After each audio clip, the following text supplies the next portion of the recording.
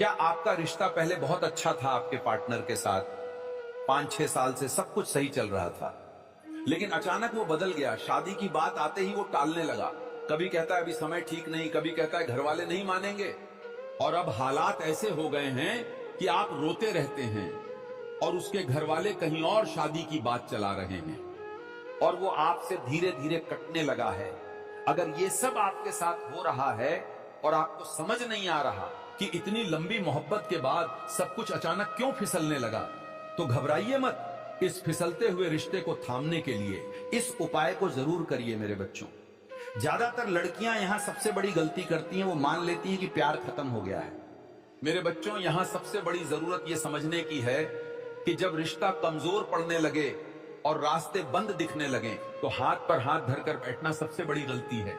यही वो वक्त होता है जब आपको अपनी मोहब्बत को सिर्फ आंसुओं से नहीं बल्कि एक सही आध्यात्मिक शक्ति से संभालना होता है। ये उपाय है उस रिश्ते में रुकी हुई ऊर्जा को फिर से जगाने का। अब ध्यान से सुनिए कि आपको करना क्या है।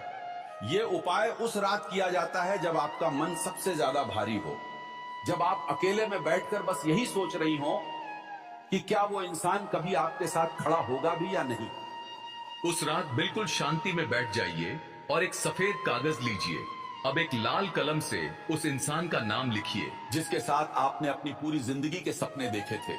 लेकिन याद रहे, नाम लिखते समय मन में कोई शिकायत नहीं होनी चाहिए, कोई गुस्सा नहीं होना चाहिए। बस एक ही पवित्र भावना रखिए कि जो रिश्ता सच्चा है वो साफ हो जाए। अब उस कागज के बिल्कुल बीच में एक साबुत लौंग रख दीजिए। हमारे शास्त्रों में लौंग को मन और वाणी की स्थिरता का प्रतीक माना गया है। इसके बाद उस कागज को अपनी ओर मोड़ते हुए मन ही मन ये प्रार्थना कीजिए कि आपका रिश्ता भटके नहीं, उसे सही रास्ता मिल जाए। अब अपने सामने एक दिया जलाइए और उसकी लौ को कुछ पलों के लिए एकटक देखिए। आप महसूस करेंगी कि जैसे जैसे आप उस लौ को देख रही हैं, आपका मन अपने आप शांत होने लगा है। इसी शांत अवस्था में उस कागज को अपने हाथ में थामिए और इस मंत्र का उच्चारण कीजिए, ओम श्री सौभाग्य सिद्धये नमः। इसे आपको पूरे 21 बार बोलना है, बिल्कुल धीरे, स्पष्ट और अटूट विश्वास के साथ। यहां आपको उसका नाम नहीं लेना है, बस अपने मन में वो भावना बनाए रखनी है। जैसे ही मंत्र पूरा हो जाए, उस कागज को ले जाकर अपने घर के मंदिर में या अपनी अलमारी में कहीं सुरक्षित रख दें और जो लौंग आपने ली थी उसे अगले दिन किसी बहते हुए पानी में प्रवाहित कर दें। एक बात का खास ख्याल रखिएगा, इस उपाय को करने के बाद इस उपाय के बारे में किसी से चर्चा नहीं करनी है, क्योंकि बार बार बोलने से मन फिर से डगमगा जाता है।